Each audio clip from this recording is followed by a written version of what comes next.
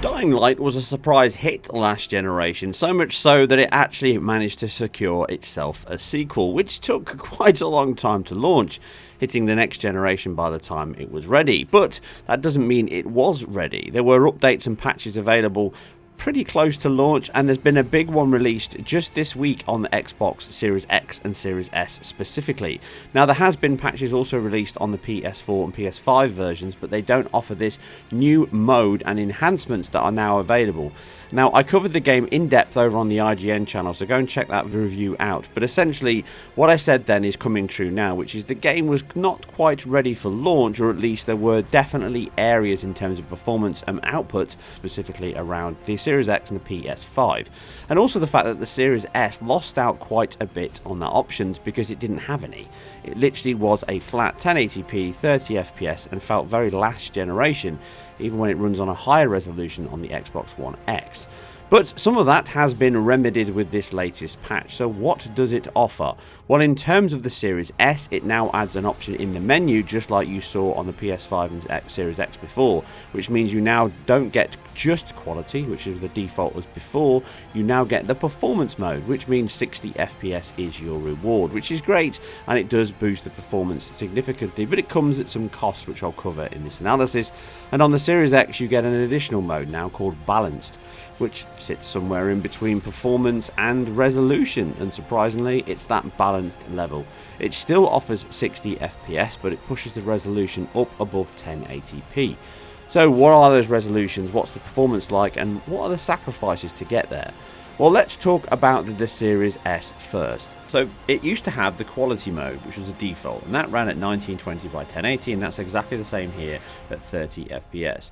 But this new performance mode drops the resolution down to 1600 by 900, and it reduces a lot of the effects. Now, the biggest impact here is the upscale solution here looks like it's not even the same as what they use on PC. It's not FSR, it's obviously not DLSS, and it doesn't use the linear upscale that their engine uses, or it seems there's some error in what they're doing. So effectively, it's upscaling it as nearest neighbor by looks of things, which creates severe jaggy edges across any geometry that's on a slight angle to the screen. So if it's slightly off, as you can see here when I zoom in, everything looks very jagged and shimmery. Texture details look very hazy because obviously they're squashed into this little grid, and as things move you can see it shifting between them. It makes edges around the character's neck, as you can see here, look very, very bad. And overall, the image quality is a big impact to the overall quality here because it's using 900p, which is a 30% reduction, but it means it's 44% higher to get back to 1080p. So you're effectively gaining 30% performance back by doing that. But in addition to that, they've reduced things like ambient occlusion, the resolution of shadow maps and the cascade are cut back. The GI bounce looks like it's slightly pared back to a low setting. The fog is cut back. Everything effectively is reduced, including texture filtering, which means they're taking every little piece they can to keep performance as close to the target, which is now 60 FPS.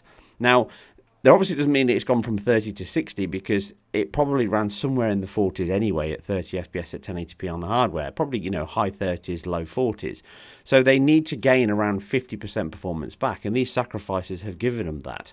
So you now get 60 FPS, whereas before you only got 30 FPS, and it still runs pretty well at 30 as it originally did. It still occasionally has a bit of tearing and juddering at times from frame pacing issues, which I originally covered in the IGN review, but ultimately we'll get to performance in a minute. So moving away from that, the Series S version, that's really what it adds and what it takes away. The Series X version, that essentially adds in that additional balanced element. So performance mode used to run at 1080p and 60. Now this runs in balance mode, but it now runs at 2304 by 1296. Again, no DRS is in use here on this title, as I covered then. So that's one of the caveats here, that they're fixing a resolution that works, and that means it's higher, 44% higher than 1080p, which is a welcome boost. And ironically, it's the delta between the Series S old version and the new version. So you're getting 44% higher pixel fill rate, and actually you're not losing a great deal in visual quality. You actually get a little bit more. So you get better ambient occlusion than you did in performance mode, not quite as good as quality mode. You don't get those ray trace shadows. Obviously the shadow quality is cut back on the Series S version as well in that performance mode. But ultimately the sacrifices on the Series X are less than they are on the Series S. And actually visually in many cases it looks pretty close to the quality mode. Obviously there are those differences in how light reacts to certain areas, how shadow and shading and materials react to the light, but overall shadows probably are the biggest delta between the two. They're certainly heavily cut back on the Series S. The ambient occlusion, texture filtering does stand out on all of them, but it's a significant impact on the Series S, and it's not a big as impact on the Series X. You can definitely see it here, the different levels of texture quality. So the Series X does improve the image quality. That sharper increase to image quality is better. The performance looks better on a 4K screen, and overall it resolves detail both the near and far distance much better. Unfortunately, it's still using the same nearest neighbor upscale, so you still get that same dithered shimmery edge. It's not as bad as it is on the Series S because the resolution is higher, but it definitely stands out when you flip between the two modes. The resolution mode is obviously the sharpest of the lot, but the performance mode is softer and doesn't resolve as much detail, but it's more stable because it doesn't have that shimmery edge flicker that it does on the new balance mode. But in action you probably wouldn't notice it, but you can notice it more on the Series S. So that is a shame that they've made those, impact in terms of the upscale method. I don't know why they're not using FSR here. It would be perfect to go for an FSR solution, even if it's ultra quality, would offer similar performance. And obviously, it does a much better job overall of improving the image quality at that lower base resolution because it's just a spatial upscale. It's not a temporal upscale, so it wouldn't affect the image in any way. And obviously, it can improve image quality and really works best the higher up the resolution food chain you are. So not too sure why they haven't done that, but again you can see what I mean by those dithered edges. So that's it. That's effectively the boosts and benefits you get from this new mode aside performance, and we'll touch on that now.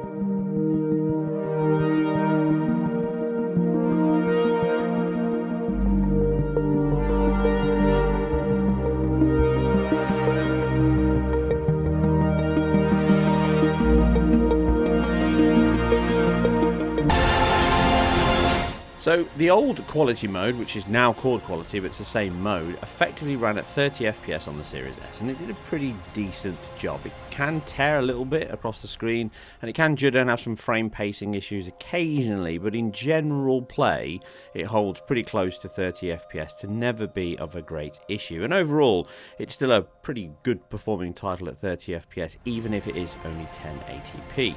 And this really is something that the expectation would be that it has quite a bit of headroom left over to keep at this level. Again, those memory issues in terms of the pacing that I mentioned in my review, and I think that kind of comes out when we start going into the 60 FPS mode. So again, all the sacrifices just mentioned, it does a pretty decent job of running at 60 FPS. Can have some very mild areas of tearing here. I didn't catch any stressful sections. I didn't repeat the opening sections though, but that's heavy foliage and that could be slightly worse. That was where I caught tearing before in the original review. But overall, it does a good job of running at 30 and 60 for most of the tested sections here across rooftops, battling out with enemies, zombies. Everything seems to run pretty well. It's not lock 60, and like I say, it does have a few dips and judders. But general combat and play and exploration and traversal is all pretty solid and quite an impressive solution. And I actually said that this was what they probably should have done at launch in my review. A 900p version would have been great. Some sacrifices on visual quality, and hey ho, here we go with that exact solution. But it does present a couple of issues. So when you're fighting enemies and you knock them down, you start searching them, occasionally it can cause skips into 33 milliseconds, again pointing to something to do with the engine code, allocating data to, could even be a write back to hard drive, could be RAM with that, I don't know. There's something going on that causes judder edge. You can just see that judder down to like 40, and then it quickly clears up and carries on. But it does it again when you knock an enemy down and then search them. It can do it the same thing again. So it's far from a locked 60, but it certainly shows that, you know, they're gaining back that level of performance they required from the 30 FPS mode to give you 60 FPS. And in a title like this that's all parkour travel and fast traversal and quick reactions and times in combat, then it does help the feel and fluidity of the title. And it's a great boost to the game itself. So in terms of the Series X version, that already had a 60 FPS mode in performance mode, and that was pretty much locked. In fact, all modes. Performance was exceptional, and I praised the team for that in terms of the launch code. It was great, or pre-launch code. It was absolutely great. But what they've done now is they've managed to tweak it a little more and just get a little bit more out of the hardware and engine. So like I say, we've got high resolutions, but also we've still kept to 60 FPS and better effects. And again, it's completely locked. There's no issues here at all. I didn't catch any tearing in these sections. Again, it likely tears, but it will be very stressful sections where it does. But overall performance in 60 FPS in the balance mode is cracking. And you can't really fault it. In the same tested sections here as the Series S, doesn't drop a single frame. What I did note, which I didn't see this before, but in the original pre-launch code and the patches after that, it was a pretty stable title. But I did note that the game had some odd issues crop up. So you had basically vertices issues and texture warping issues, UV maps, everything just being stretched out all across the game from character bodies, just looking pretty bad. I did do a complete shutdown of the Series X just to make sure it wasn't something to do with the resume state. It didn't come back as bad as this, but it did come back. But also it can have bad performance when this happens, or just as it's about to happen. In the quality mode here, you can see it tears heavily with the torchlight on this battle section, and it can do it randomly just talking to somebody in quality mode as well. So I don't know what's gone on there, but there seems to be a change to that particular mode, and it's causing performance issues on the Series X, which doesn't seem to happen on the Series S. There's no problems at all on that one.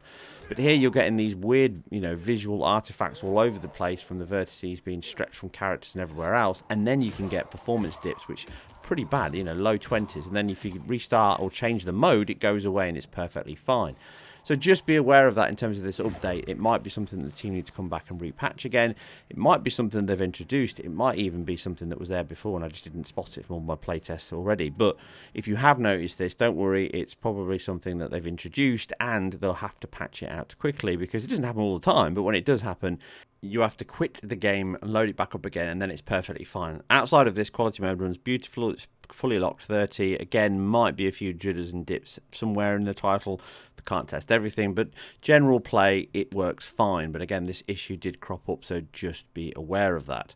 The 60 FPS balance mode is obviously the one that I would then definitely recommend, because the increase to image quality is better. It improves the image quality overall because the effects are slightly better, the resolution is higher, and you still get 60 FPS. Even though there are those issues with the IQ itself in terms of the upscale on both versions, so it's obviously significantly higher on the Series S, it's still good that they've added this mode back in, and now you get 60 FPS on all now generation consoles, or current generation, which is really a requirement for this title, because it feels so much better at 60, and it feels quite sluggish and slow at 30 FPS. And that reduction to motion blur is actually better, because it can be quite heavy. Definitely reduce that in the slider along with the film grain effect in the menu system. And that is it. That's the Dying Light update for the Series X. I'm pretty much sure it will come for the PS5 very soon. They've already released a patch for Dying Light, the first one, and boosted that up to 60 FPS on the PS5 now. So fingers crossed you'll see it very soon on the PS5, and we'll likely see similar or the same resolution settings, or very, very close there too, in the same performance settings. But if it does come out and I have time, I'll definitely cover it. But remember, I am completely self-funded and independent, so if you do like what I do here or over on IGN, then you can help by hitting my Patreon up, which really helps a lot, or subscribing down below, sticking a comment, giving it a thumbs up. All of that really helps the YouTube algorithm. And definitely subscribe to the channel, because there's more and more content between both IGN and here that I'm trying to push out and differentiate my work a little bit. I can't cover everything everywhere, so hopefully this quick look into Dying Light 2 gave you all the answers you need, and maybe a few more. I'll catch you on the next one.